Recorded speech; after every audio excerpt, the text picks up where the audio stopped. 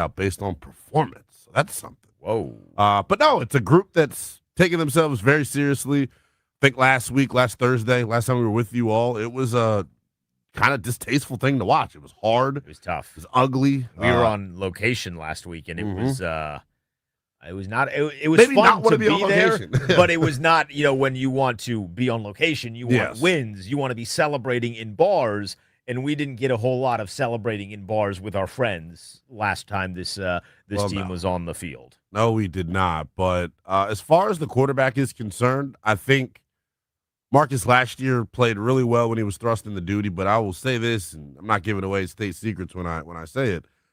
Being the starter versus being a guy that's plug and play is way different. Way different. The Raider defense has been preparing for Marcus Mariota. I know Pete came out and said, we're preparing for Jaden. You're preparing for both. You're preparing for both. It's just the way that you do it. Pete's just doing some games and shit. But we'll talk about it in our keys to the game and as well as our like key players that we're going to put on the spotlight. But you know who I get most excited for when I see Marcus Mariota in the lineup? It's one, Scarence Terrence. I was going to say the exact same thing. There's going to be some changes offensively with Mariota in the lineup, and we're going to hit it from every single angle. Kevin Sheehan's going to join us in 30 minutes here. We got our keys coming up in 15. But the biggest beneficiary of Marcus Mariota is going to be Terry McLaurin, because Marcus Mariota, while I'm sure he has gotten reps this week, and there were periodic reps over the course of the offseason, although he wasn't towards the end of training camp, he wasn't as active as you would have liked because he was nursing an injury. He did not have the chemistry building session with Deebo Samuel the way that Jaden did. Correct. So he is going to be more comfortable with Terry McLaurin. I was talking with our producer, Ben Strober, before we started here, and I put this out on Twitter. You can get a Terry McLaurin anytime touchdown at plus 200. And I think he's going to be looking early and often for Terry today. Yeah, and Terry should have the matchup. I know Marcus was really nice talking about it. We just heard it with Earl in the last segment of Countdown to Kick. Caillou Blue Kelly out there for the old Las Vegas Raiders. Couldn't beat out Manny Forbes and Benjamin St. Juste last year, so I'm not sweating it at all. Eric Stokes, the other outside corner for Vegas, guy formerly in Green Bay. Marcus was pretty complimentary of that secondary. I think the defense of the Raiders is actually decent. You held Vegas to 20 last week. You held New England to, 13 in the opener. So they have not allowed a running back to go for 30 yards yet. Wow. Now it's only two games, and it's not like the Patriots are this run-heavy team. Right. Sure. The Chargers did have Justin Herbert go for 31. Yeah. Ooh. But they haven't allowed a running back to go for 30 yards.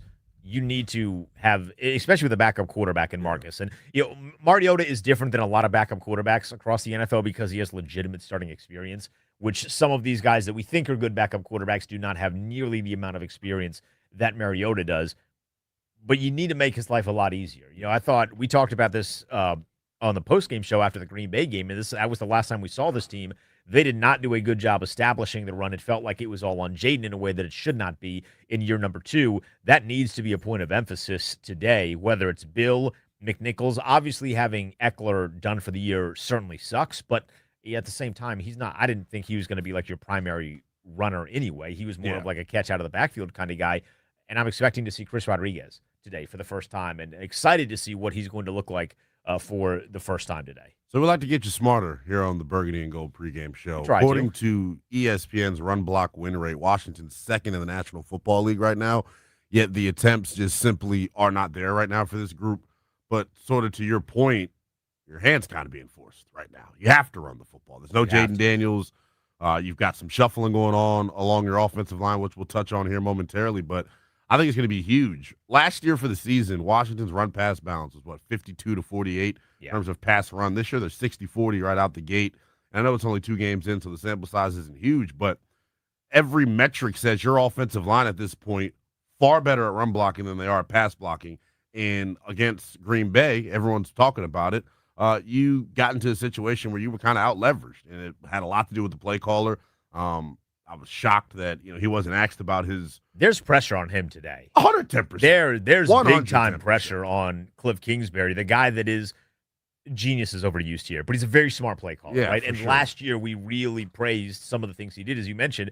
It was the most balanced offense we have seen for a while, and last week was not that. No, it was not that. And I think just hearing guys talk throughout the week, Zach Ertz did Debo Samuel's podcast. Debo's got a podcast, by the way. So we now have a player on our team that has his own podcast. It's actually cool. It's called Cleats and Conversation, I think is how it goes. Debo's pretty cool guy. He had Zach Ertz on this week. He had Terry on. He did have Terry on the week before, and Ertz was pretty adamant about the fact that, like, hey, we knew going into this one you couldn't get behind the sticks against a pass rush like Green Bay because Micah Parsons is on the other side. You'll give him the chance to tee off. I think it's going to be a similar conversation for today. You have to get your offensive linemen moving forward so you can influence these linebackers, make them think that run is coming, even if you got to dink it and dunk it over the top of their head. But for Mariota, maybe I'm crazy, Denton, but I've had this like eerie feeling that, and this is not any indictment on Jayden Daniels, this kind of just is what it is situation. I think 3 weeks into this thing, more time on task with folks. Maybe the offense gets kick-started today. It's against a group in Vegas, like you mentioned, that's pretty underrated to me through the first 2 weeks. I think naturally the expectation, regardless of who's playing quarterback, knowing that Mariota is good, right? You had 10 days. 10 whole days. So there better be some form of kickstarting, right? Like you have to understand, if you believe this team is a championship caliber team, and certainly inside the building, that is the belief. What happened in week number 2 was not the standard of what being a Commander is supposed to be in 2025. Right. So regardless, obviously it would be much better if Jayden was playing, but you know that they're going to key in on some things, and the standard has to be met today. Because if you have another game where you can't run the football, you're constantly behind the sticks, and then you're allowing a guy like Max Crosby, who's a top 5 defensive end in this league, to pin his ears back and go up against a rookie right tackle, my guess is it's going to be a lot of time with Max Crosby on that side, that puts your guys in a bad position. So I'm 100% with you. Like, I'm expecting this offense to look significantly better than the last time we saw them. Yeah, they better, or else there are going to be some real question marks coming from folks like myself, you, our colleagues here at the Fan and 980. I mean, this is the whole thing about me and what was so tough about watching this group last week on offense. I get it. It's the Green Bay Packers. Great. They're not the 85 Bears, though, right? And when you consider the amount of resources that have been poured onto that side of the football, talking about the offense, this offseason in particular, going and getting Debo, getting Laramie Tunsil, you spent the first-round pick on Connolly. I just simply have higher expectations. You're not getting some baked-in excuse that, oh, it was a short week and so on and so forth. It was a short week for that group as well. Right. You simply didn't execute. Your game plan wasn't good enough. How much better are you going to be this afternoon? Yeah, that was a championship-level defense in Green Bay, because I believe that. That's a championship-level defense. For sure. And it did not look like Washington was a championship-level offense, but that is why today is so crucial to get back on the right track. I'm curious as to see how the offensive line is going to look with the adjustment they made, swapping Allegretti for Andrew Wiley. I was under the assumption that we were going to see Andrew Wiley this week. I did not know where we were going to see him because of the Connerly stuff. And look, they're going to go with Connerly, baptism by fire, totally fine, right? If you're going to switch with Andrew Wiley, I just hope that Andrew Wiley can have some sort of positive impact playing next to Josh Connerly. That's going to be a big deal, because if it's the same issues that they had last week against another good defensive front, albeit no Christian Wilkins, which thank God. But I got weird. Yeah, he got really weird. He'd be licking Wiley's toes. But I'm expecting to see a much more a congruent group together, a group that fits significantly better on the field together. It's going to be interesting to see. I think helping or taking Allegretti out of the lineup should help Josh Connolly as well, from the standpoint of just having a guy that's better at the position playing next to you. From a communication standpoint, though, it could be rocky to start, because I just don't think Connerly and Wiley have played next to each other a lot. When you think about, what's the most important thing when passing off stunts and so on and so forth, do you trust the guy next to you? I think that's going to be a big factor here. Nick Allegretti, though, a guy that, they brought him back, or he was under a 2-year deal. I just don't know if he's a starting lineman in the National Football League. 4th most pressures given up in the NFL by him through the first couple of weeks. But this is the shocker to me, and why I think running the football is so important. You can make the argument that 3 out of your 5 starting offensive linemen to start the year have been bad. Nick Allegretti tied for the 4th most pressures. Guess who's tied with him? The left guard, Brandon Coleman. So his transition in terms of pass pro hasn't been the best, but when you crunch the numbers in terms of this run block win rate, which we talked about earlier, Brandon Coleman 6th via ESPN's run block win rate. Josh Connolly 8th Yeah. via ESPN's run block win rate. Tunsil fourth. So they're doing well when they're moving forward. We got to get them going forward more. Tunsil fourth. Fourth. I thought he couldn't run block. That's what I was sold on. Everyone told us, hey, he's really good at pass protection. He's kind of a dead man walking run blocking. If he's that for a group that is really analytic based, and this group is analytic based in a way that the previous regime wasn't, which is that they kind of understand what analytics are and they don't change it every single week the way Ron did. They're analytic based. Why are they not running the football? Like, that should be, if you guys are having success running the football, I would think that you would want to do it more frequently. Maybe they left the analytics at the airport in Green Bay last week. I still think they thought they were playing that game on Sunday last week. They're like, this is early. I didn't know what to expect. Kevin Sheehan is going to join us in about 15 minutes, so you can expect a lot of insight from him. When we get back, keys to the game for Washington. What do the Commanders need to do differently from week number 2 to week number 3 to come away with a win? He's Leno Willingham. I'm Denton Day. It's the Burgundy and Gold pregame on 106.7 The Fan of the Team 980.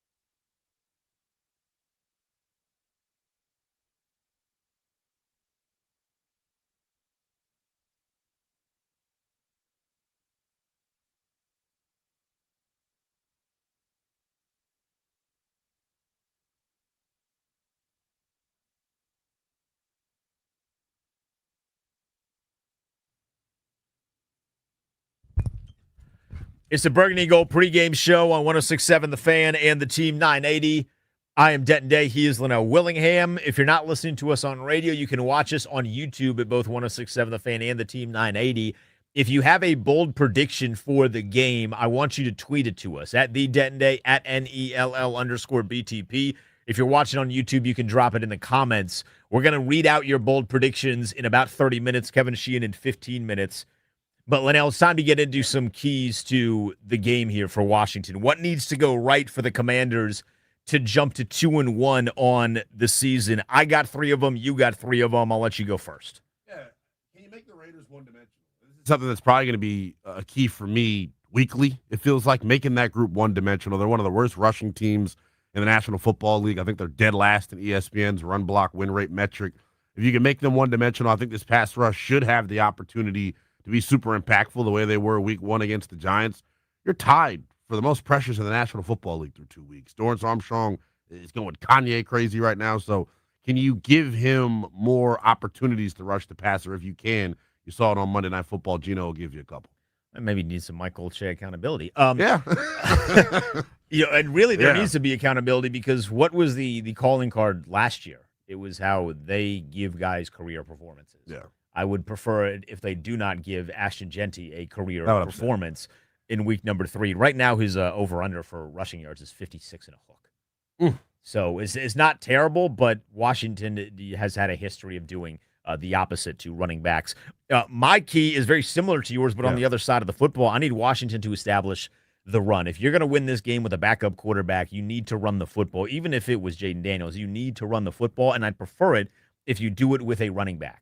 You have 3 guys that are available today, Wichikori, Krosky Merritt being now the running back 1 of this unit. And we've loved him as fans for the entirety of the offseason because he was different and really because he wasn't Brian Robinson. Well, now with Austin Eckler out, you need to give him the football. He played well against New York in that first game, but he needs to go less time with no carries because he went a quarter and a half on Thursday Night Football without touching the ball, put the ball in his hands. I don't know that he's great in terms of catching out of the backfield. I don't really care. I want him to line up in the backfield, and I want you to run the football with a new offensive line, get them moving downhill, and just, get momentum on offense. So I need them to run the football. Got to protect this offensive line. I think that's the most important reason why I want them to come out and run the football. And the other one is this, then. Stay ahead of the chains. Please. We said it every week last year on the pregame show. What's the most important thing? What's the most important thing? It's staying ahead of the sticks. You were, one of the best teams in the NFL last year on third down. You're 27th on third down to start this year. And I know it's only 2 weeks, so it's kind of like the numbers are skewed. But for me, staying on schedule is huge, like you mentioned. My second key for Washington, though, can you generate some explosives in the pass game? That was a problem through the first 2 weeks. It was a problem weeks 12 through 18 last year when you were, towards the bottom of the league in terms of explosive pass percentage. So, right now you have the second fewest explosives in the National Football League through the air. You're getting some explosives on the ground. But can you help out this offense? Can you jumpstart this offense by getting the explosives so you don't have to go 15, 16 plays to score? And that's my key number 2 because I think explosives come by the way of 17. You have to get Terry McLaurin involved. What happened the first 2 weeks of the season is unacceptable for a guy that is wide receiver 1 moving forward. On top of that, you have Marcus Mariota coming into play. Generally speaking, when a backup quarterback comes into play, they throw a lot to the number 1 wide receiver, and that is Terry McLaurin. He got the contract this offseason. He put up monster numbers last year. You need to get 17 involved. You have to throw him the football. You have to make it a priority to get him the football, but then also trusting him, get open.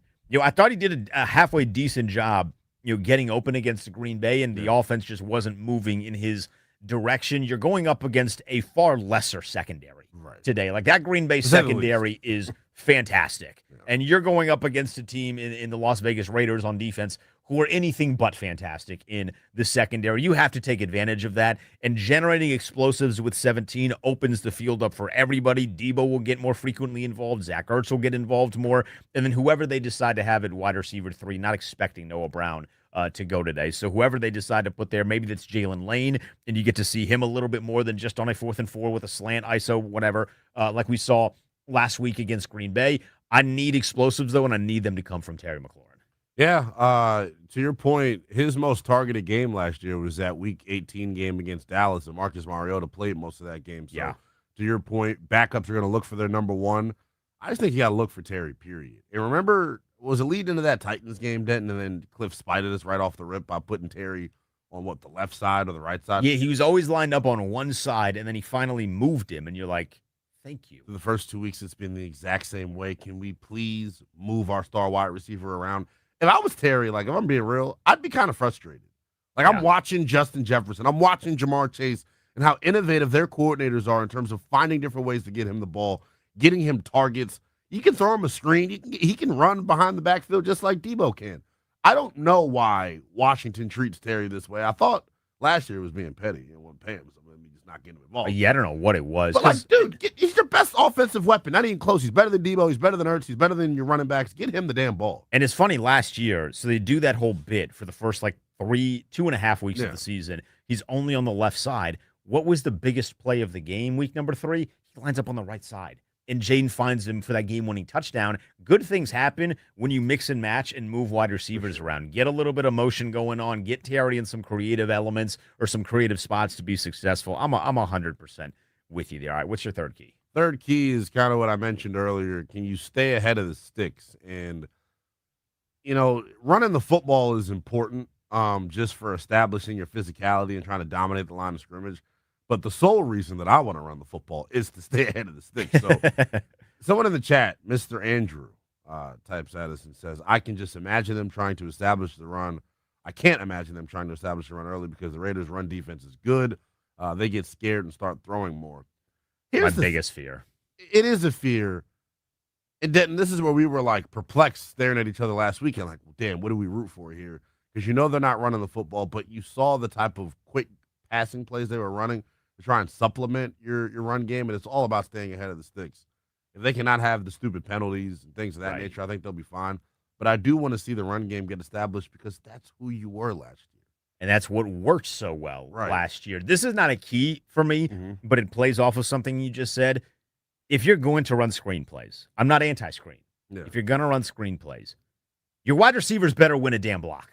Because the first 2 weeks of the season, guys are getting smoked. Yeah. And screenplays that maybe could have gone, not for touchdowns, but 6, 7, 8 yards, get yourself ahead of the chains, supplement the run game. They're getting blown up for a loss of 1. Maybe you're only getting a yard. Guys are just getting smoked at the point of attack on the outside. If you're going to run screenplays, you better have guys out there that know how to throw a block and can hold a block for Debo, Jalen Lane, Terry, whoever's on the receiving end of that screen to break into the second level of the defense. It is so frustrating watching them.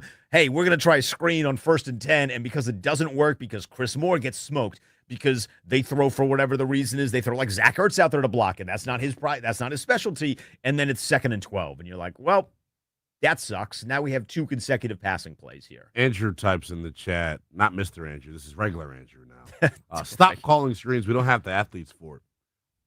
What were we clamoring about when they traded for Tunsil and drafted the big kid, Josh Connolly? Screens. We can get our offensive linemen out on parade.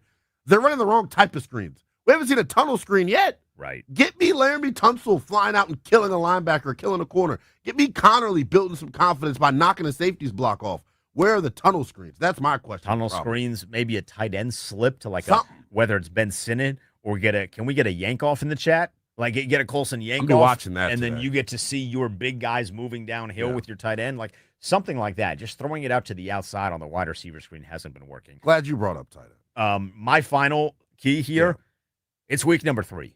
For the love of all that is holy, can somebody force a turnover? I'm not going to be picky. I don't care how the turnover comes. I don't care if it results in a touchdown or if it's for a gain of no yards and you just turn the football over. Somebody force a damn turnover. Joe Witt has been preaching about turnovers. I have been preaching about turnovers. Look at all the athletes in the secondary. I want some of these guys to force something. And, outside of like the occasional Marshawn Lattimore, I think Sanderstill's been pretty good. Trey Amos has been very, very impressive in a small sample size. But somebody come away with a turnover, please. Just get some momentum for your offense. Get a short field for your offense. I don't feel like I'm asking too much to say in week number 3, you should be able to have at least your first turnover of the season. Not asking too much at all. I just want to be in position to force the turnovers. Felt like last week and you didn't have a shot. No, So not at all. I mean, there was like one or two pass breakups, and you're like, hey, yay. you did the thing. You did the thing. Yeah. Can we do it just maybe just a little bit more? All right, when we get back, Kevin Sheehan of the Team 980 is going to join us. I want to remind you, give us your bold predictions. Give them in the chat. If you're watching on YouTube, you can tweet us. We will read out some of your bold predictions after our conversation with Kevin. So that's coming up in about 20 minutes. But Sheehan joins us next on the Burgundy Gold pregame show with Denton Dale and Willingham.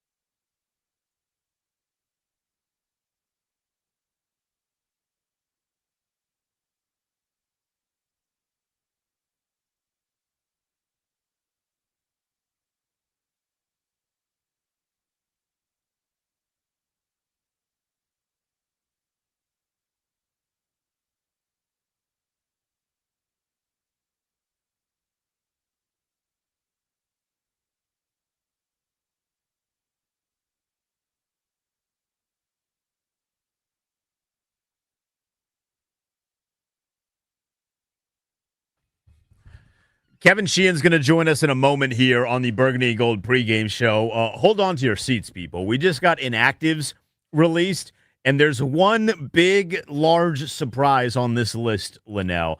Brandon Coleman is inactive, and it's not for injury-related purposes, according to multiple sources. They're sitting Brandon Coleman for who knows why. That's a tough one to stomach. We didn't hear about this leading up to today. It didn't feel like, or it certainly wasn't a big story. And now the guy that was supposed to be a really good left guard is not going in the third week of the season. Well, through the first couple of weeks, he hasn't been a very good left guard. If we're being honest about it, we gave you the pressure numbers earlier.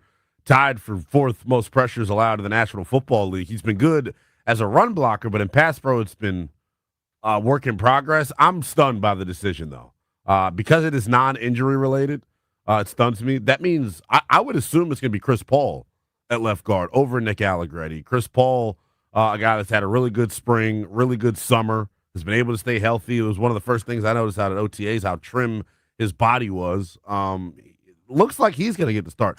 That hasn't been confirmed, by the way. That feels like something we're going to find out together. That's what I was sniffing around. Yeah, that's what I was sniffing around thinking it's going to be Chris Paul, but we'll see. We'll find out together when they take the field for the first time. Let's get to Kevin Sheehan. He's the host of the Kevin Sheehan Show at 10 a.m. to 1 p.m. Eastern Time, Monday through Friday on the Team 980. Kevin, your reaction to no Brandon Coleman today as a coach's decision? I'm hearing about it here for the first time, but I think they really like the way Chris Paul played, which, by the way, I think he did play pretty well. The interesting thing is I thought this was a day possibly for six offensive linemen, to sort of compensate for no Bates, right. Especially if they go 12 personnel and to put, Trent Scott in there. But, another sort of like, let's not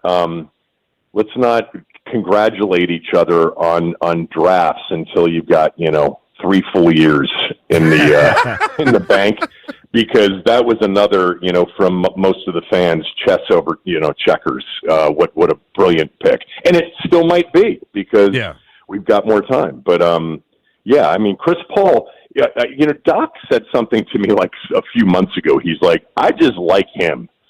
They're going to have to find a spot for him. He keeps getting better and bigger and smarter and more experienced. But maybe that's it.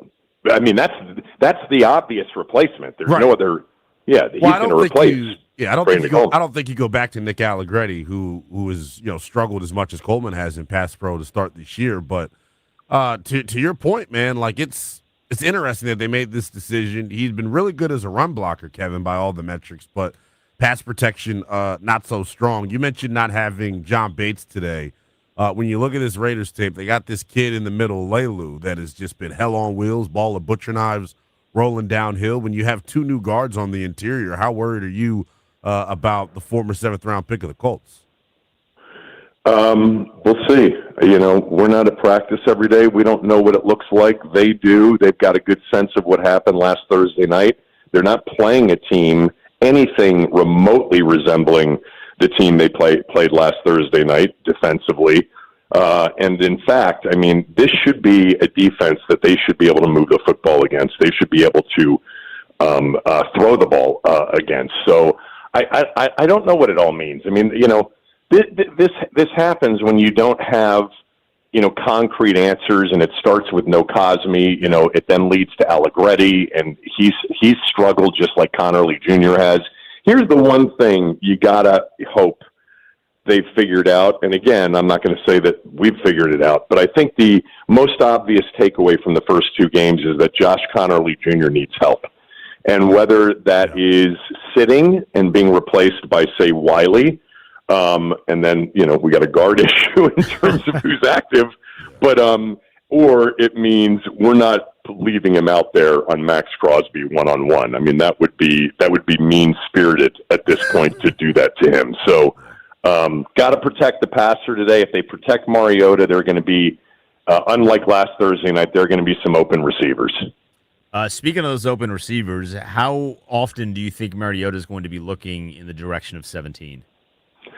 I would say that this has an opportunity to be his best day. Obviously, it would have been a much better day, I think, with Jaden, but Marcus can throw the football too. Marcus's accuracy over the years has been the one thing, especially under pressure. He'll get a little loose. He'll sail a few. But if he, if Marcus Mariota has a good Marcus Mariota day, 17's going to have a big day. Debo's going to have a big day. Ertz is going to have a big day. Who am I forgetting? I don't even know who the other receivers are going to be. Is Chris Moore up? Chris Moore will be up, yep. Yeah. So I think Moore is the guy that's going to get some of those snaps, even though, like some of the fans, I would like to see more McCaffrey. And I'd like to see McCaffrey targeted a bit more. I mean, Denton, I think, for about 9 straight weeks had McCaffrey on a touchdown prop bet last year. He's a degenerate. I've already placed it for today at 16-1. It's been 22 weeks in a row now. 16-1. 16-1. Okay. Coming in with jewelry. God, I hope he catches a touchdown pass. Then you can pick up lunch next time. Yeah. Good money here. We're joined right now by our pal Kevin Sheehan right here on the Burgundy and Gold pregame show. You can check him out weekdays 10-1 on the Team 980. Kevin, on the defensive side of the football, Joe Witt spoke about eye discipline a lot this past Thursday in his presser. Just wasn't good enough, and you got burned by Tucker Kraft, the tight end. How much or how confident, I guess, are you, Kevin, that will be improved today against Brock Bowers? I am confident that the D line has a chance to really control the game similarly to what happened in the opener, because they're not a good offensive line.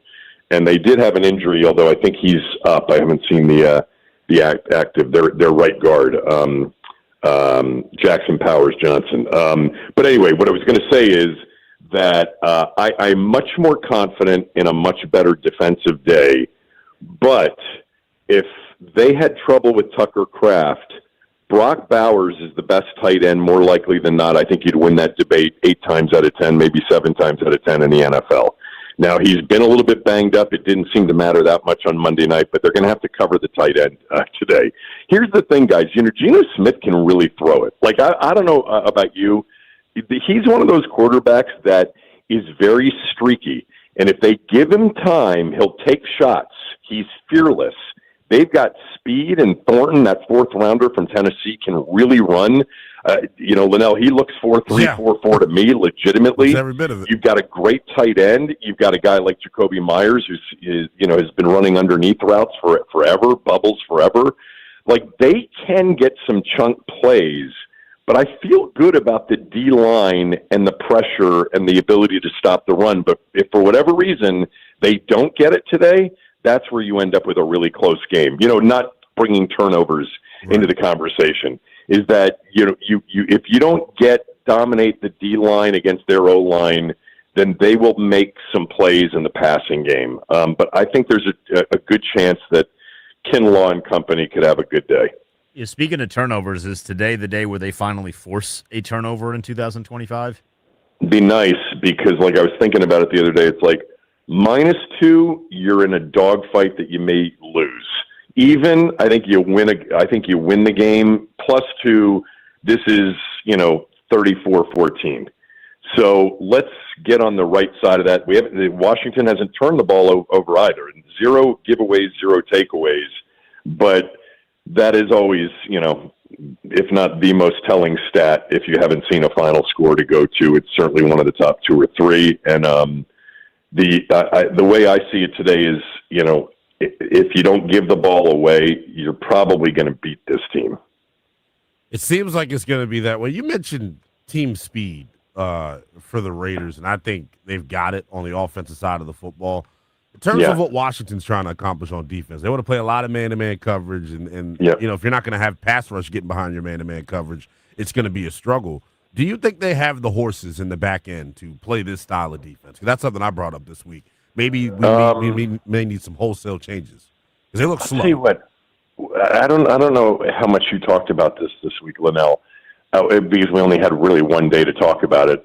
And that is, Joe Witt Jr. was incredibly sensitive the other day. Yeah. I think he's feeling it a little bit. We all guessed that this would be a big year for him. And last Thursday night was a disaster on the back end. And they didn't fool anybody, and Jordan Love made them pay for any mistake they made. I don't know if the Raiders can do that with their offensive line, but they do have playmakers, and today will be a test if you don't get to Geno Smith. What's going on? If you're well, first of all, you got to stop the run, which everybody's done against Genty so far in their first 2 games. Their first two games, certainly Monday night was tough against the Chargers, but yeah, it's not looked great so far. Yeah. And that seemed to be coming out of camp. The thing that everybody wanted to declare was a lot better. I do think the personnel's better. I do think that, but yeah, they got outcoached last Thursday night, both sides of the ball. Yeah. But they lost a lot of people in those situations, and eventually, the scheme and the play calling will bear some of the blame if it isn't already. What's going on with Luvu? It feels like he's been a relative non-factor the first 2 weeks. I don't think that may be true statistically, Denton, but I think he's still a factor. He missed a couple of tackles, in the first two games. He missed one in the Giant game. It was basically one of the only 2 or 3 tackles they missed in the entire game. But other than that, I think he is still, he's in the top 2 or 3. Maybe Kinlaw's emerging here through the first 2 games as their most disruptive player, but I still think Luvu's got a chance to have a big year. Today could be a really good day like the Giant game was for the defense, but they really have to get after Geno because Geno is capable if you give him time, and they've got receivers that can get open. Kevin, 30 seconds. Give us a prediction. Who wins? I think if Jaden were playing today, I think this would be one of those get-right games, or it would feel like it, and I think it would be an easy win with the Raiders off, Monday night, coming west to east, Washington having all the rest. But I still think even with Marcus, they get it done, something like 27-20. It'll be competitive unless they really dominate defensively like they did against the Giants. If they can have that kind of afternoon, it could certainly be a 27-10 kind of a game. But I'll go 27-20 Washington. They get to 2-1, and then the next 4 out of the next 5 are on the road. Kevin, appreciate it as always. Kevin. Enjoy this one. We look forward to your breakdown tomorrow. All right, boys. That is Kevin Sheehan of the Kevin Sheehan Show. When we get back, your bold predictions, our bold predictions, plus a player to lock in on. Don't go anywhere. It's the Burgundy Gold Pregame Show.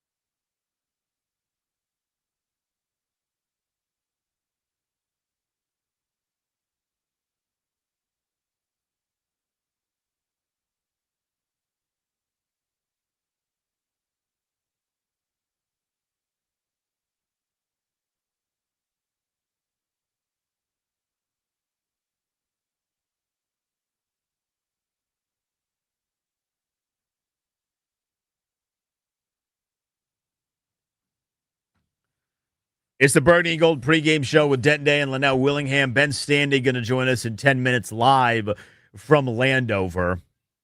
We'll get to some of your bold predictions in a moment. You can tweet us at the Denton Day at NELL_BTP, or if you're watching on YouTube, you can jot them down in the comments. But we're going to give first, Linnell, our player to lock in on. It's presented by Baldino's Lock and Key, your hometown security team for auto keys and fobs. Baldino's.com. As we are a little over an hour away from kickoff, who are you locking in on for the Commanders? Can I cheat the system and just say the cornerback room? Marshawn Lattimore, Mikey Sanders still, Trey Amos.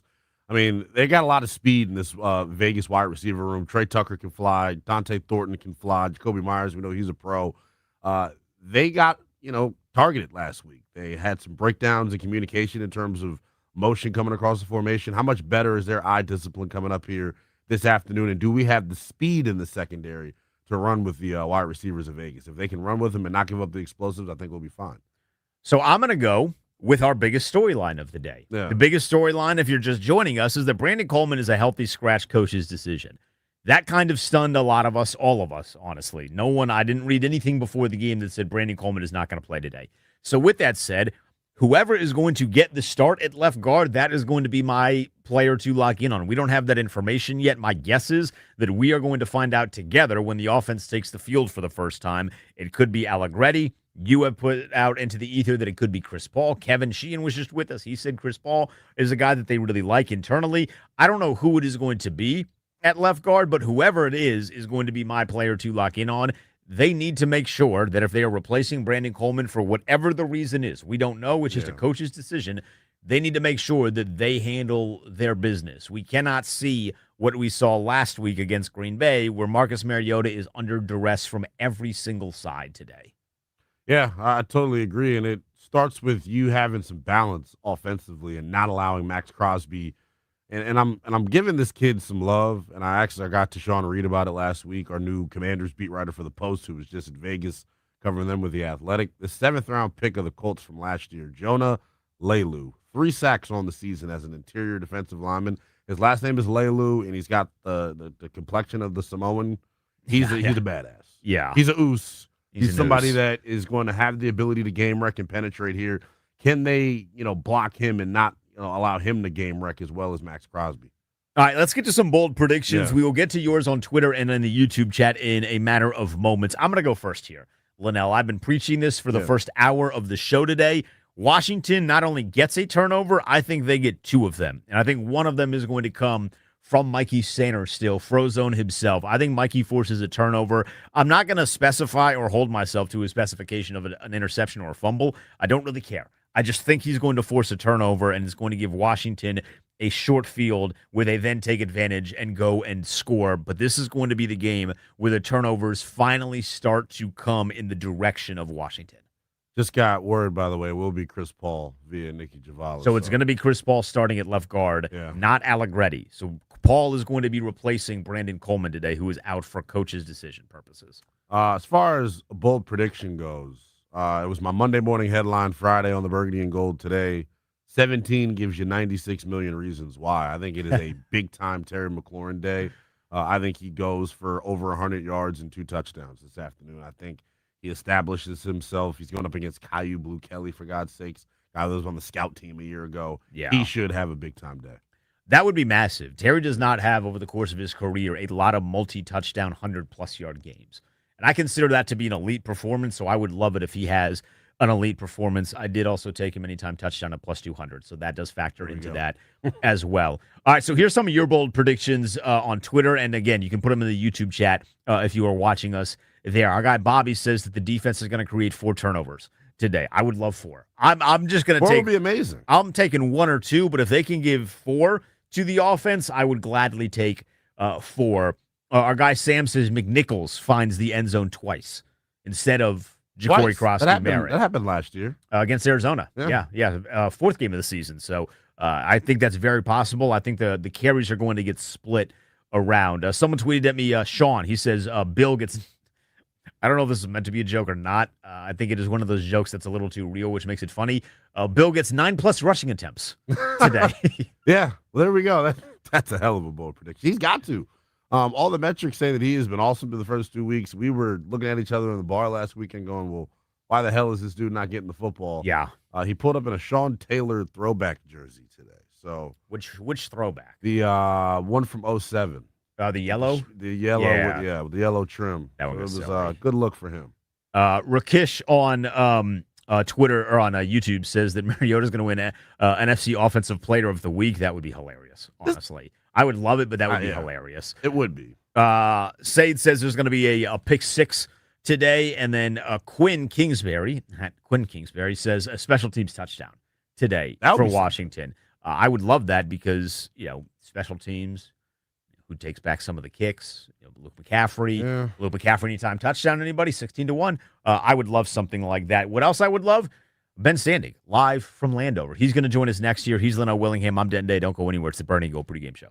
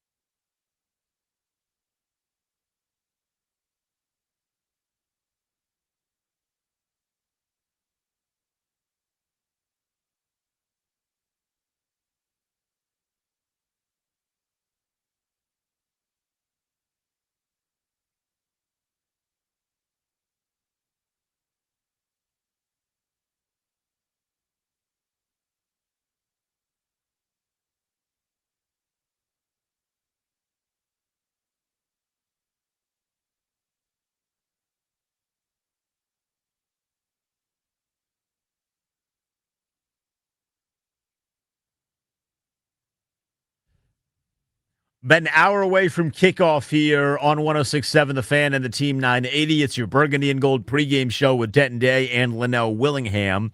Ben Standing is going to be with us in just a moment here. We're reacting to some big news. No Brandon Coleman today. He's a healthy scratch, and with a little bit more information, hopefully, on this is our guy, Ben Standing. So he joins us now. He is live in Landover.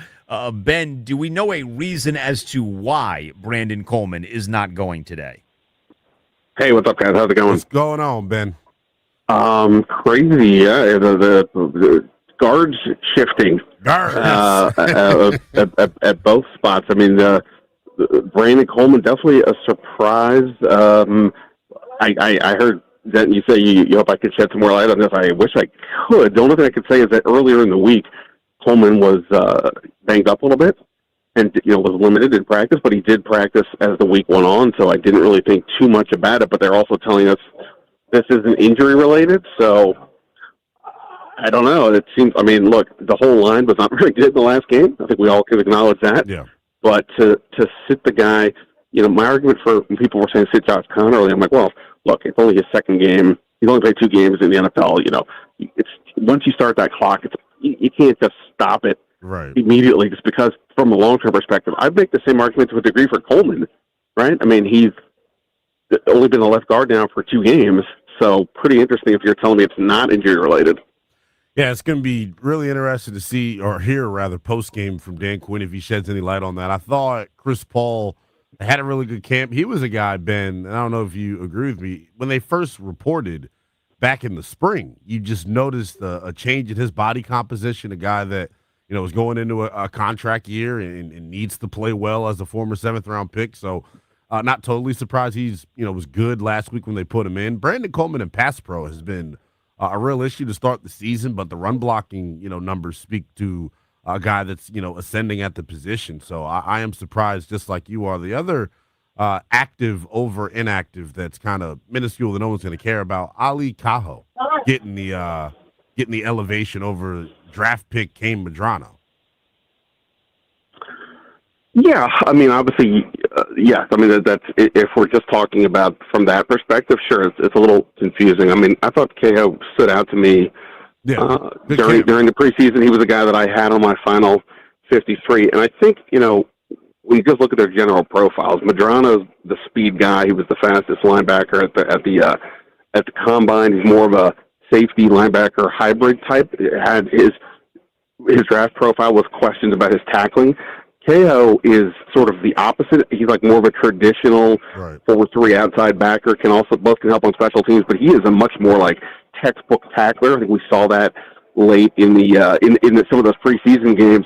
And last week, look, we know they wanted to try to run more 4-3 when other teams are going with 12 and 13 personnel. Jordan McGee has been that guy, but Jordan McGee has barely played in these first 2 games, and that 57-yard pass last week to Tucker Kraft. I wrote about it this week. Yeah. The struggles against the tight ends, and my interpretation is that Jordan McGee maybe was supposed to keep running with Kraft and didn't. So I don't know if it's a reflection of that. In other words, if they want somebody in that spot, Cajo would make more sense than Madrano. Is basically my point. Yeah, I agree. Ben, do you think that Joe Witt is starting to feel a little bit of the pressure based off of last week? I don't know. I would say no. Look, I know some people reached out to me this week and was like, hey, Joe Witt was kind of giving you grief in the press conference. Do you think that's a sign of something? A, I don't think he really was. It's just sort of how he is. But, like, B, it's too early.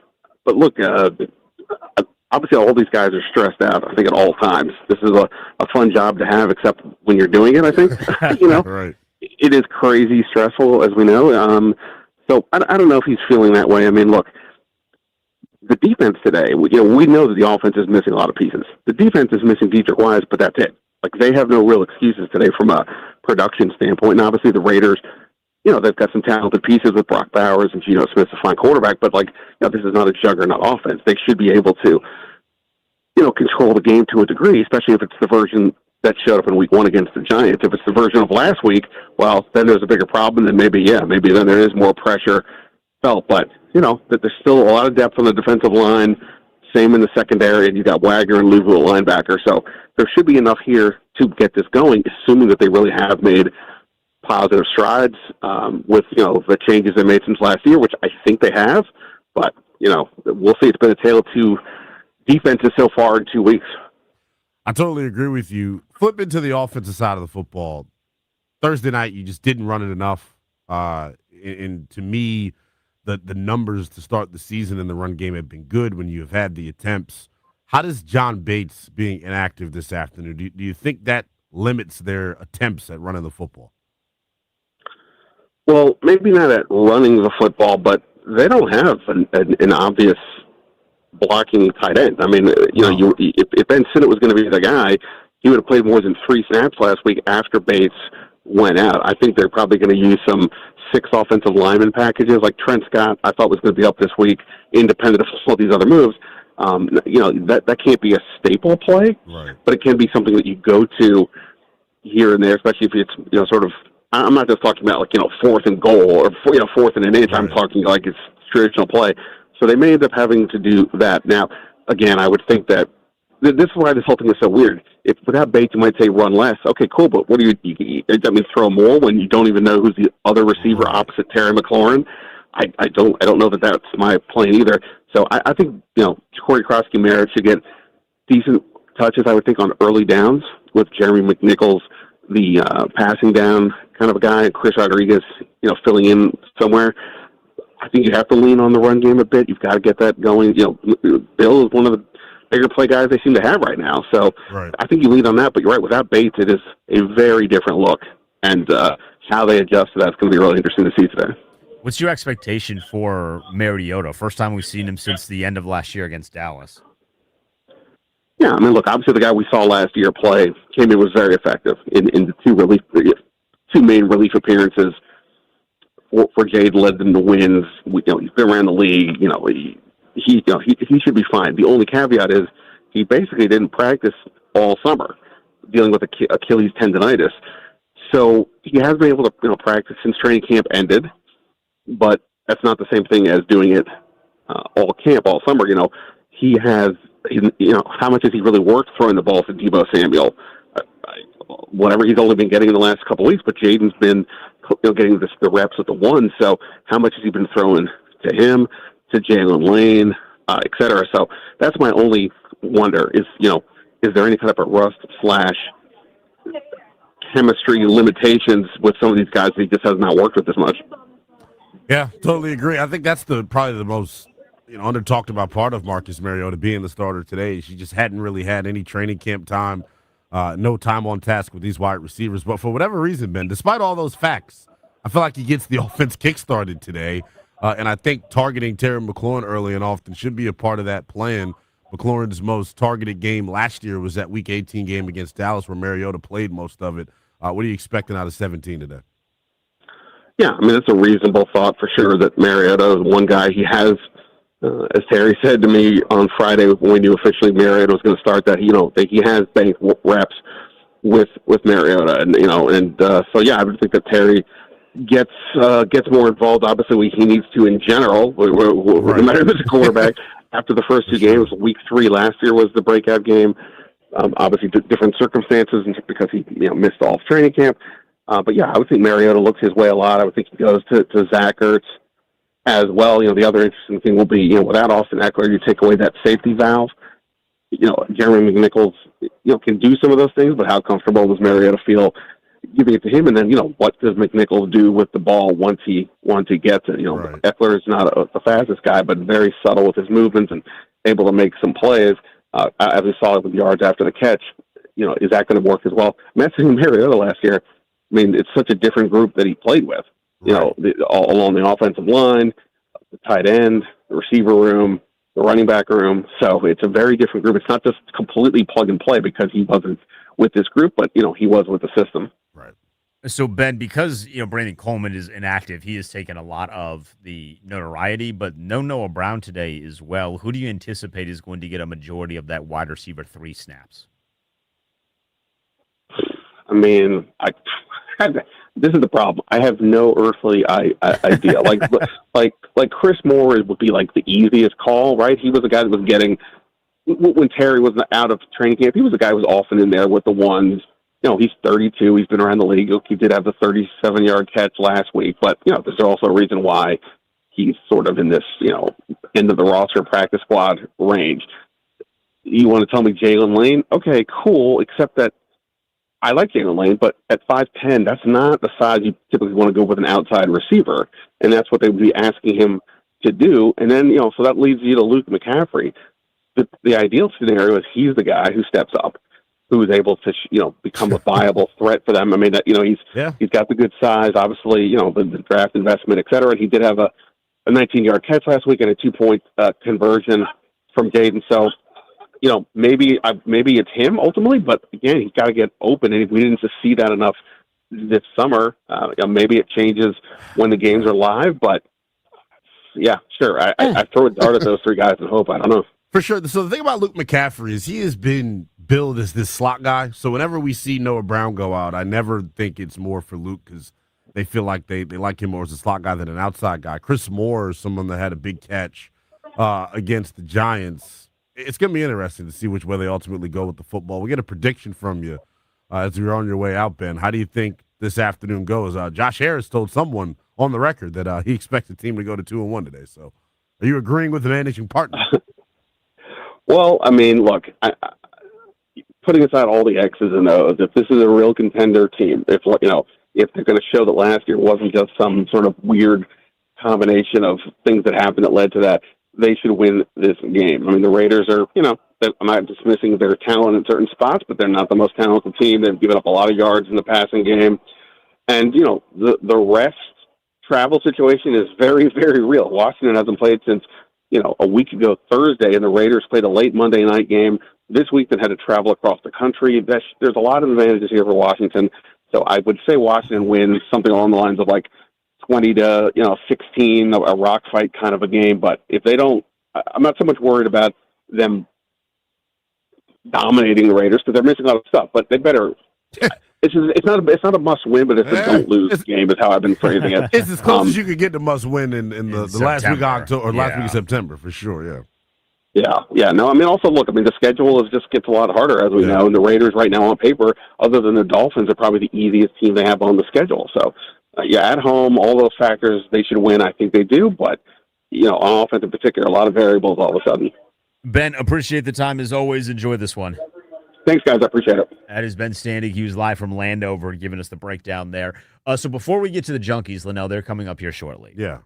You had mentioned this during one of the breaks, and I want to get to this because I do think it is important. Marcus Mariota is starting today for Washington.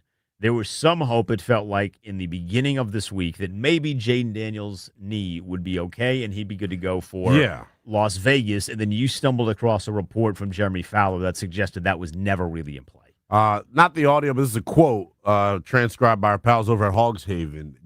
Quote, Jaden Daniels is out for this week, and it really wasn't even close, which begs the question, what is he looking like for week 4? So I checked with a source over there who said it's just too early to tell on that knee sprain. They want to see how he responds. I did recently talk to tight end Zach Ertz.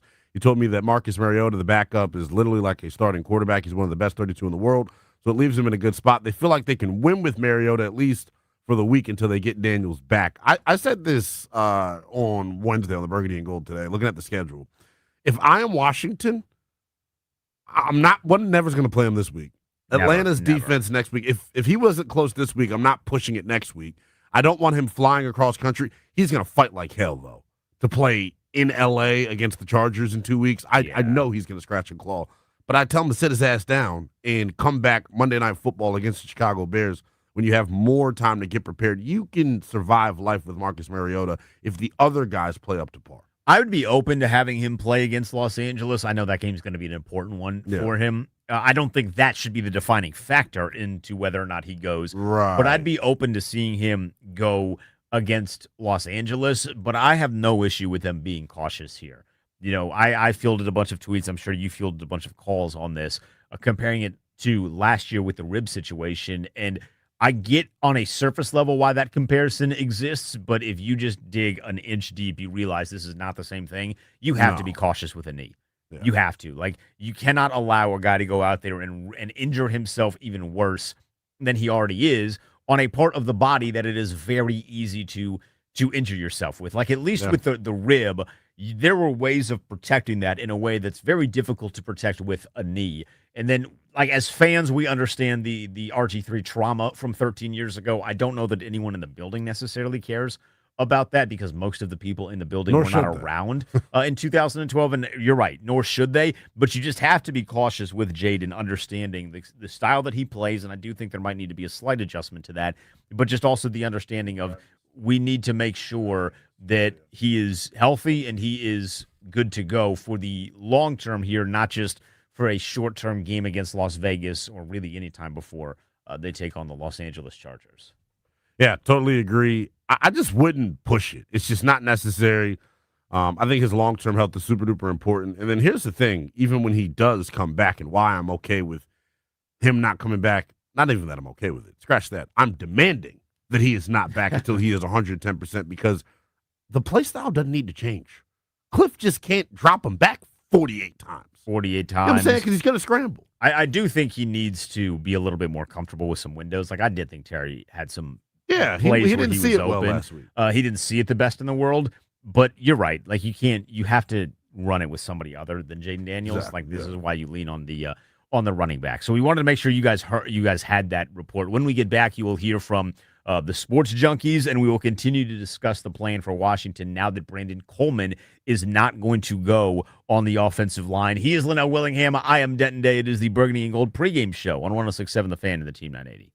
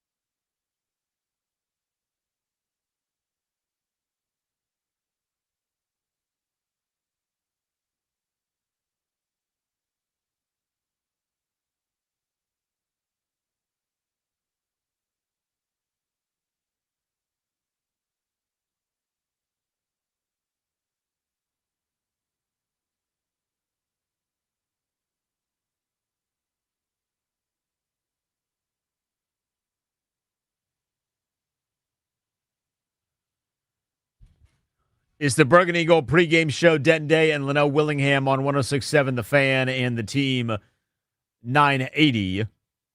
If you're just joining us, you will not see Brandon Coleman today. He is a healthy scratch.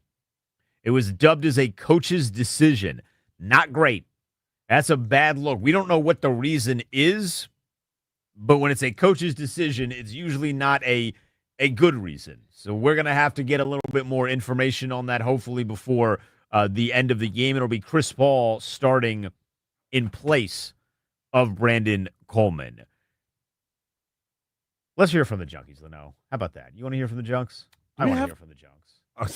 Let's hear from the. That almost came off the wrong way. But we're maneuvering some things around here. We're maneuvering. I mean, the Brandon Coleman thing is a little shocking. I just don't think anyone anticipated that. So let's hear the Junkies, their breakdown, their preview. Can Marcus Mariota get a dub? All right, boys. Commanders host the Raiders in Week 3, and the game looks different than we expected. No Jaden Daniels under center. It's Marcus Mariota. I have confidence in Mariota. I don't know about you guys. Mariota last year against Carolina, 18 for 23, 205 yards, It's 2 Carolina. touchdown passes. Carolina was so terrible. bad. Against Dallas in the second half, They were terrible. 15 for 18, $161, 2 touchdowns. Finished the year with 4 touchdowns, 0 picks, and limited work. I don't think he's great, but I think he's plenty good enough to get a win. I really don't know how to feel about this because he's a veteran, but he hasn't started since 22. I know he played a couple of times last year, but he didn't start since 22. But he has had all week working with the ones, and he is a vet. Didn't play in the preseason. Kind of scares me a little bit. I think he's going to do enough, but I still believe Terry McLaurin has to come out, and he's got to be the guy like he was last year in the passing game. On the other side, I need to know which Geno Smith is on the airplane. Is it bad Geno Smith, the one we saw against the Chargers on Monday night? Mm-hmm. Is that the one that's making the trip, or is it the one that looked pretty good in Week 1 against the Patriots? Hopefully it's bad Geno Smith. We got to pressure him. Here's the ball. I don't want it. Please take it. Turned it over 3 times against the Chargers. If the Commanders can force pressure on him and make him make mistakes throughout the game, I think the Commanders have a good shot at winning the game. But if Geno's out there dealing like he was in Week 1 against the Pats, then you got a game on your hands, which you don't want against, let's be honest, an inferior opponent. Yeah, we got to produce the football. That's what Joe Witt always talks about. Dan Quinn always talks about that. So you got to pressure Geno, make him throw you the football. But, man, if Mariota is, in fact, playing today, hold your nose, buddy. He played great last season, but this is a guy who lost his job in Tennessee. He lost his job with the Raiders. He lost his job in Atlanta. He barely played, obviously, in Philly, just backup duty there, Jalen Hurts. So I watch this game, and I hold my nose. If we're true NFC title contenders, if we're true Super Bowl contenders, you beat the Raiders, regardless who's your quarterback. But if Marcus is our quarterback, it's going to be a fight, and it's going to go to the end. It's going to be a close game. Maybe I'm too high on Marcus irrationally. I interviewed him for my book, Faith Restored. You're biased. He chose to come back to Washington. He didn't even really look at other spots, and he could have made more money. Maybe he could have competed for a starting job. But he really likes this system. It fits him well. And he wasn't a bad quarterback, even though he lost his jobs in some of those spots. I think he can lead them to a win. And then if you look at the Raiders' defense, points per game, they've only given up 16.5 points per game. But they're number 19 in yardage. Their defense is mediocre. Their offense is mediocre. They were 4-13 a year ago.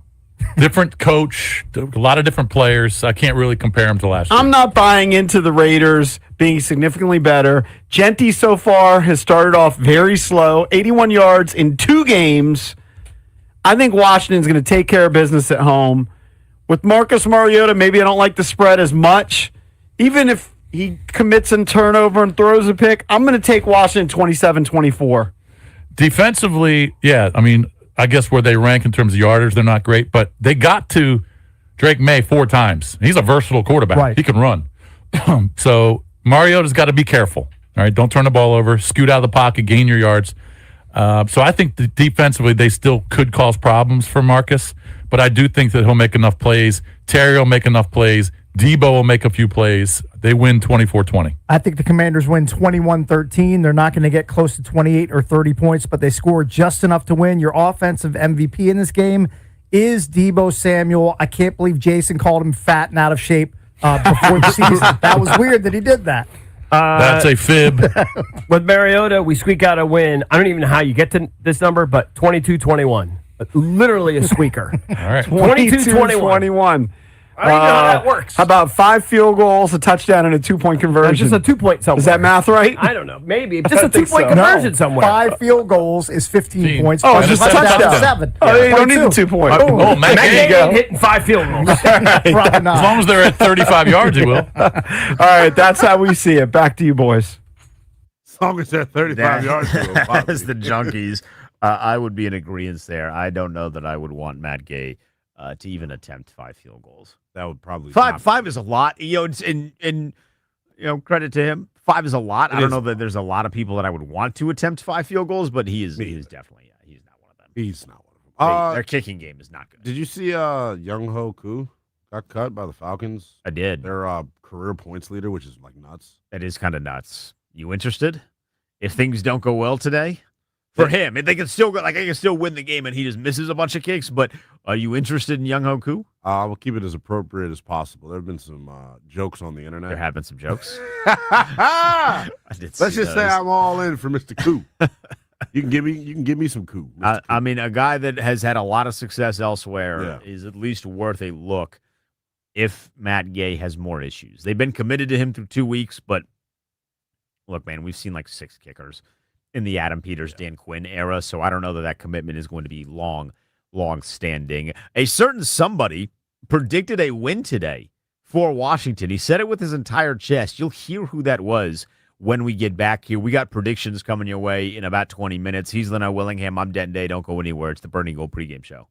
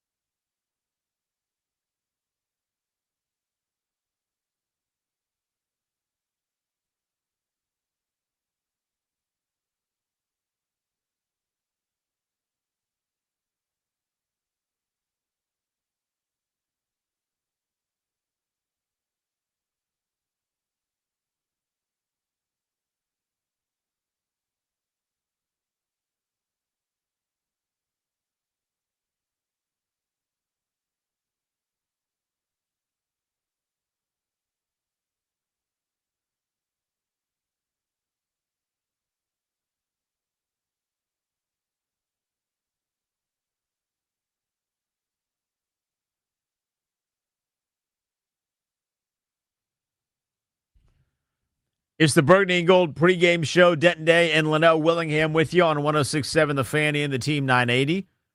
A programming reminder, if you have not caught on through the first 2 weeks of the season, at halftime, we are going to be live on Twitter and YouTube. It is the only commercial-free halftime show that is all Commanders. So you don't have to watch silly little highlights of games you don't care about that Fox puts on.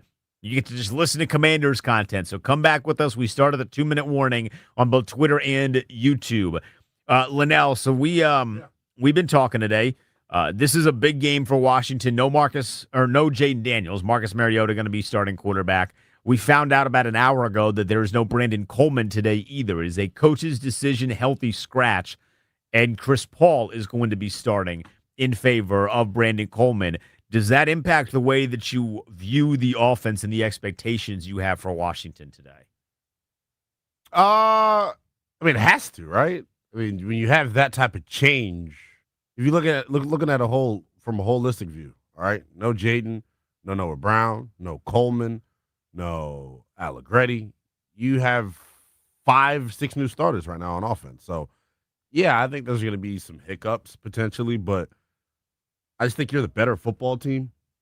You got to establish yourself on the ground. I think it makes it more important that you establish yourself on the ground. Can Chris Paul and Andrew Wiley get movement in the run game? I know Ben Standig spoke about this. I talked about it last week, knowing that, what was it, on Wednesday? The DQ was like, yeah, probably going to be a long shot for Noah and Bates. I immediately thought, well, do you play 6 offensive linemen more than you would traditionally? Right. To supplement that. And Ben Sinnott is a guy that I'm just begging to step up. He's played, you're a second-round draft pick, 53rd overall. You played 11 snaps in the first 2 weeks. Not good. It's just not very good. We talked a lot about him last year with the RAS score and all of these. Wow, he's so athletic. And, use check. He's going to be the use check. He's going to be starting over Ertz by week 6 and all these things. And 11 snaps in 2 weeks. Not very good. Colson Yankoff is another cat. I'm wondering, does he get more opportunity today? And if he does, I think it's such an indictment on Ben Sinnott. But I would agree with that. I just think you think they'll use McNichols a little bit more to help with that because he feels like the superior of the running backs in terms of the pass blocking. Yeah, and Cliff was pretty real about why Bill hasn't played more this past week. For simply saying he needs to be better without the football, meaning struggles with blocking. We were watching him play last week when Jaden threw the ball drastically behind him, and you were like, "Yeah, I think he was supposed to sit."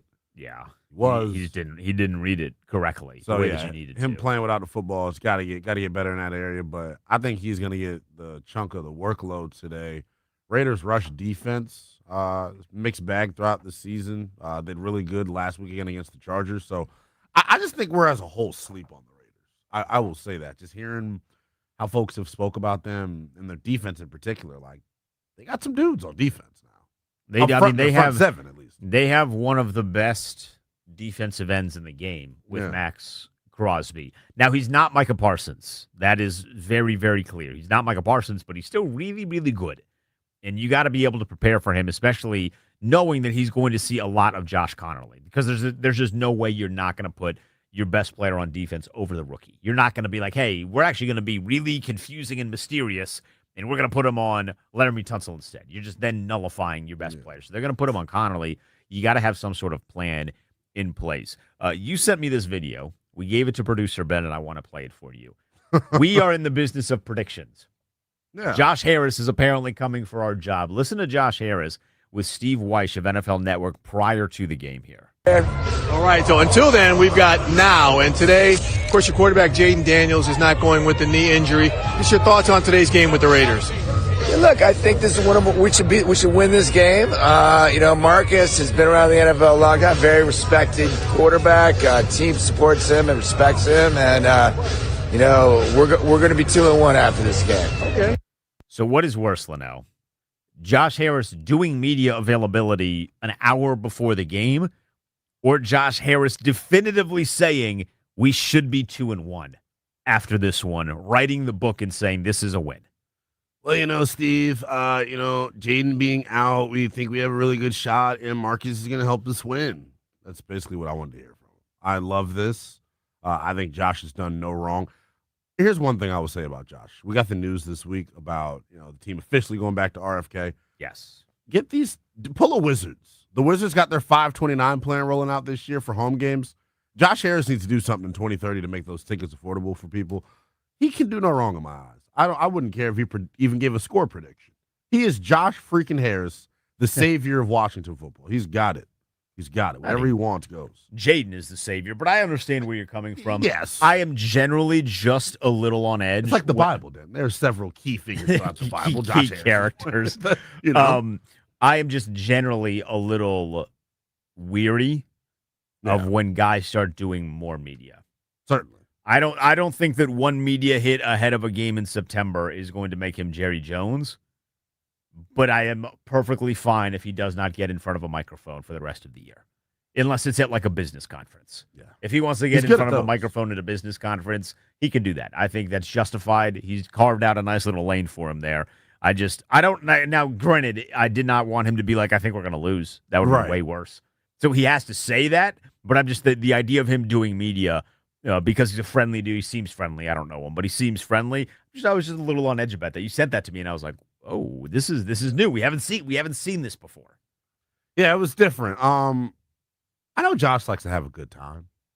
I know that he cares a lot. I know that he means well.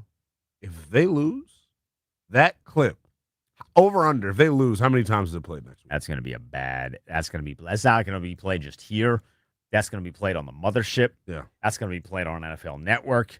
That's going to be played on CBS Sports HQ. Yeah. That's going to be taken up by the 33rd team. Yeah. That's going to be taken up by Polymarket Football.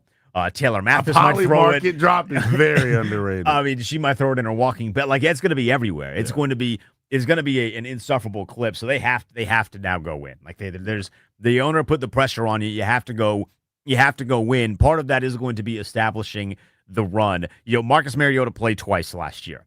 And he was really good in the 2 games that we saw him in. It was really 1.5 games, but he played in 2 games because he was in the second half of that final Dallas game, and then he took over for Jaden after the Carolina Panthers game. Yeah. This is the first game in the Jaden era where Jaden Daniels is not available for Washington. They need to make sure that they make Mariota's job as easy as possible. I need them to run the football, and I need them to commit to running the football. The Raiders have not allowed a running back, they have not allowed a running back to rush for 30 yards. They did allow one quarterback, that being Justin Herbert. He ran for 31 yards. They are really good against the run in the first 2 weeks of the season. I am terrified that Cliff is going to try and run the ball in the first quarter. It's not going to go exceptionally great, and then he's going to give up on it and drop Mariota back like 45 times. If he does that, I've already been having some on-air conversations with Cliff, by the way. If he does that, I'm going to make that the clip that gets clipped off. I mean, that would be, no excuse. You can't drop Mariota back 45 times. But here's the thing, though, and a caller said this, during the week, like, this was a problem with him last year, like getting away from the run too soon, not being totally committed to it. And we talked about it down the stretch, the traditional running game going away, and Jaden Daniels having to run more. They just got to get better in that area. And I think there's got to be a mentality change for Cliff to understand that, like, hey, 4 yards is okay. Do you imagine that Bill's going to get a majority of the carries, or do you think there's going to be a rotation where it's relatively balanced? I think it's going to be relatively balanced. I just don't know if you're Cliff, like, if J-Mac is better at all of the other things. Yes. He may get the start. I wouldn't be surprised if he got the first snap. Yeah, starts I'm not really concerned with, to be honest. Yeah. Like, that's more of that feels like service level pride stuff. Like, yeah, I got to start a game. I don't really care about that. I want it to be balanced, but I want to see Bill. We've talked a lot about him. He's been like the thrill of the offseason this year in what was, outside of the Terry contract, a relatively quiet offseason. Let's give him the football. Don't wait a quarter and a half until he touches the ball for the first time. Make it early and often. Hey, we're going with the young guy. We love his vision. We love his athleticism. We love the way that he hits the hole.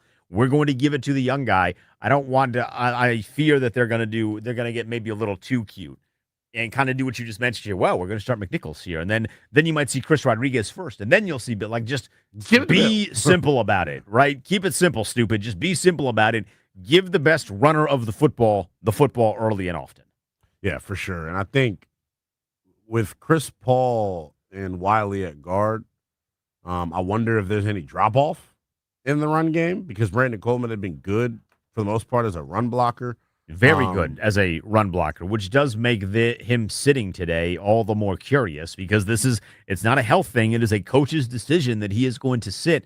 We haven't been given any details as to what led into that decision. We just know it was a coach's decision. Yeah, there's some photo from our guy from NBC4, our guy Decker, smiling, all smiles on the sideline. It's not like he's been punished or anything. I think it's just we think the other guy's better than you right now decision. One thing you sleep on. It's a tough look. We're in the all burgundy. Last time we wore all burgundy at home, Pittsburgh. Yuck. Yeah, that was not a great one. I don't mind the all burgundies though. Yeah, to they be look honest. cool. I hated them when we were younger. They always spell bad news. Seriously, And they against did. the Steelers too. So. Yeah, against the Steelers too. But I don't feel too bad about the uniform thing. All right, when we get back, we will make our final predictions: who wins, and then who has the best game for Washington to potentially lead to a win. He is Linnell Willingham. I am Denton Day. It is Burgundy and Gold pregame on the Team 980 106.7 The Fan.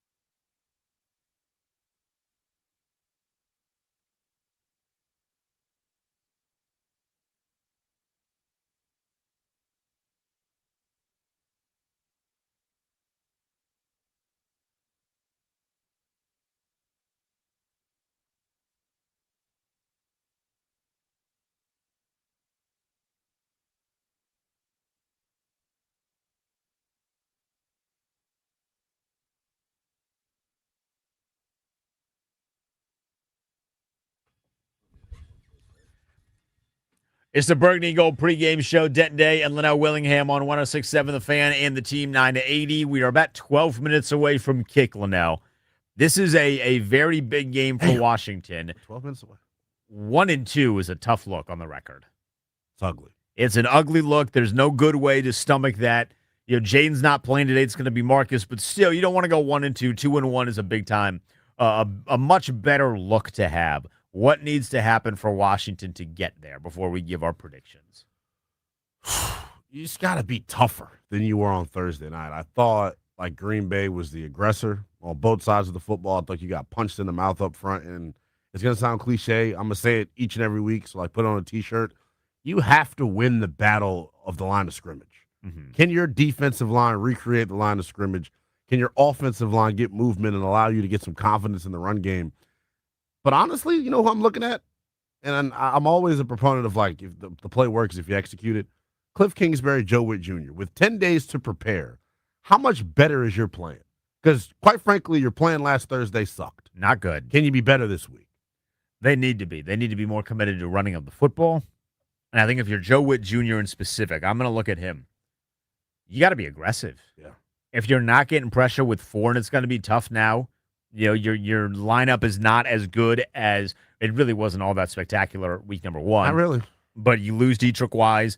Von Miller is 36 years old. It's unrealistic to think that you're getting anything close to prime Von Miller. Use Frankie Louvu a little bit more. Yeah. Use some guys off of the edge, corner-wise, a safety blitz. Like, get aggressive on defense. The nice thing about Geno Smith is that he will put the ball in harm's way. He is very generous. He is very generous. He was very generous against Los Angeles. Now, the Chargers' defense is pretty solid, but he was very generous against Los Angeles. If he is going to be in a season of giving, you better be in a season of taking the ball away. Yeah. I need a turnover today from Joe Witt's defense. I think that'll give him a nice sigh of relief, but it'll give the defense a nice sigh of relief too, because they did not play well. That looked on Thursday night against Green Bay, it looked a lot more like the defense that we saw in the previous regime, where the tight end is wide open, where no one can seemingly make a play. Whenever they do make a play, there's a penalty. I want to see good quality, sound defense, much more like we saw week number 1 than we did week number 2. And again, I need a turnover. Who is going to force the first turnover of the season? I don't care if it's a pick. I don't care if it is a fumble recovery. I am not picky. Just somebody give me a turnover so you can give the offense a short field and not make the backup quarterback get into a point where he is consistently having to go 60, 70, 75, maybe even 80 yards every single drive to come away with some form of points. I agree with you. So the turnover thing is huge. I know we were talking about this in real time last Thursday, like the idea of Joe Witt being more aggressive. And when I went back and crunched the numbers, I was stunned. They blitzed on 50% of the snaps and ended up being in the game. And, like, that's kind of a high number, but, like, their execution of the blitzes weren't good. I thought they weren't creative blitzes. Yeah. You can't just think you can blitz Louvu and Wagner every time and it's going to work. Send me Will Harris. Send me Mikey Samers still. So, and then I think the timing of it, we didn't see it till the second half when things were kind of trending in the wrong direction. Right. So, yeah, pressure is going to be huge in this one. I think this offense, though, like, let's go. I don't care that the quarterback's out. No. I don't. Like, you have better personnel than they do on defense. Get right. Just get right. Get right. Get into a rhythm offensively. You know, the nice thing about Marcus and Jaden is at the very least, Marcus is like Jaden Daniels light in terms of some of the things that he can do. Great value, JD5. Like, there's not a drastic shift in the way that you're going to call plays. There's not a drastic shift in the way that Marcus Mariota plays compared to Jaden Daniels. Both have mobility. Yeah. Both can be really, really good with their arm. Both can be good decision makers. So you got to get right. You got to enter week number 4 with a lot of momentum off of a really successful week against the Las Vegas Raiders. Here's the one play that I'm going to give out for sure, Linnell. Terry McLaurin is scoring a touchdown today. You can get him anytime touchdown at 2-1 at most sports books. Terry is going to score a touchdown today with a backup quarterback coming in that did not have the entire offseason to build chemistry with Deebo Samuel the way that Jaden did, because he just wasn't getting as many reps with Deebo. And then Marcus Mariota towards the end of training camp had some injury issues, so he wasn't getting reps with a lot of guys. He is going to look for the number 1 wide receiver. That is obviously Terry McLaurin. Terry needs a good game too. He has not played exceptionally well compared to the standards of which his contract suggests he should in the first 2 weeks of the season. I need a big day from 17. I think he gets into the end zone at least once. So I got him at plus 200 to score a touchdown. You're going plus 200. I got to play for plus 280 on the defensive side of the football. The interior offensive line for the Las Vegas Raiders, not very good. They had a couple of guys on the injury report earlier this afternoon. Jackson Powers Johnson at guard, not very good. Jordan Meredith at center. Dylan Parham, not good. Deron Payne, they record a sack, is plus 280. I think that's something you may want to sprinkle some cash on. Deron Payne getting another quarterback. All right, give me a prediction. We got about a minute or so left here. Give me a prediction. My Monday morning headline, I think, is going to read 17, gives you 96 million reasons why. I think Washington bounces back, and Terry McLaurin has a big day with Marcus Mariota at quarterback. I think the defense, while it isn't perfect, I think they make some plays. Give me Washington 23-18. 23-18, they cover. That's what that means. I think it's going to be a little bit more high scoring because I do think that Vegas is going to have some success offensively, but I think Washington with Marcus Mariota is going to have some success offensively as well. Washington is going to win this, Linnell, by a score of 27-25. So it's going to be close. I do think it's more of a backdoor cover than like a late Washington win where Vegas just gets a score late in the ball game. But I'm going to take the Commanders to jump to 2-1, and I do think they force at least 2 turnovers. Reminder, join us at halftime on Twitter and on YouTube. He is Linnell Willingham. I am Denton Day. Enjoy the game. We'll see you in about an hour and a half for the halftime show.